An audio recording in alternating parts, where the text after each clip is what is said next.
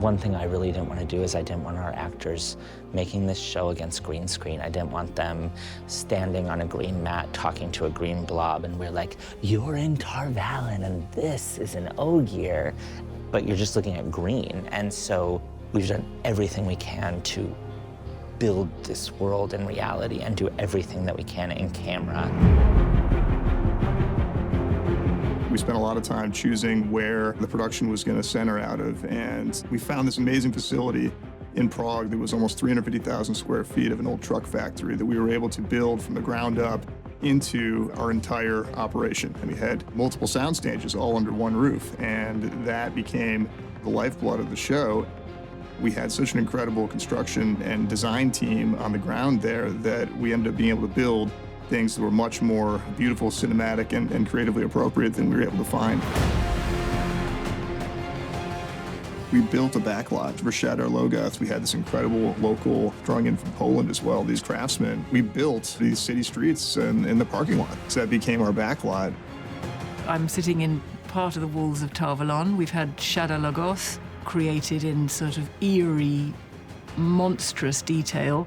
And we've really traveled for this show. We've been to mountains and valleys and quarries and rivers, and it's felt enormous, to be honest, and it's felt right and fitting. So on Wheel of Time, what we're doing is we're building a complete world. So everything we do is considered. It's not just rolling up outside a modern building and filming. It's about thinking about the way that building is, where it comes from, and then you realize you have to build it. The building of the two rivers was the most amazing part of the whole process, and it looks, as good as anything we could have hoped to find. In the books, there's a very clear description of thatched houses, but once we started to look at images of that, it was something that you've seen a lot before, and our production designer really dug in and found these amazing inspiration images from the mountains of Japan and the Alps, and sort of like combined all of this mountain architecture into something that could be uniquely the two rivers.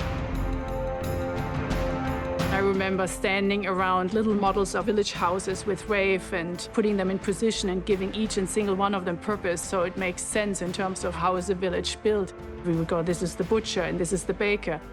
And once you have that little model in front of you, your wonderful production designer takes over and it's being built.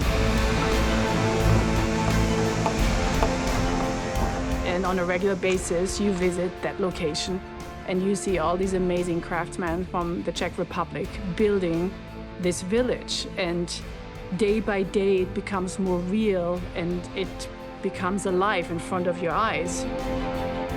Up to the day where you fill it with 150 extras and costumes. They celebrate the Beltane Festival and you feel like you are in this time and this is all a reality. We built the entire village in a quarry outside of Prague, and every time you walk into it, it just gave you that movie-making magic kind of feeling. So when the actors walked onto that set for the first time and just looked around in this 360-degree village, I think they really appreciated the magnitude of what we were trying to do here, and it kind of set the tone. Oh, yes! That's mad. I think walking into Two Rivers, and I just sort of realized that they built a village, pretty much. And I think I was just like, oh, okay. And there's just chickens running around. The scale of it, I think, really, really hit me. Oh, look, there's the wine spring. Oh, my God. It's like exactly how I imagined it. Yeah. Wow. Just casually build a town in 5 months? Yeah, why not? I have been waiting since I was 15 to walk in this room. This is Rand and Tam's house. And being able to see it actually be built, being able to walk in the house, I know how it looked in my head. And this is actually kind of close. I actually came in and I said, where's the stairs? And I'm like, oh, over there. I could imagine Robert Jordan walking in and saying, finally, after all these years and trying to get it made, you're doing it. Welcome to the Two Rivers. Promise it doesn't always look like this. Being in this village we built, you felt like, oh, this is home. And when we burned it down and left, it was like an emotional experience watching that happen on set too.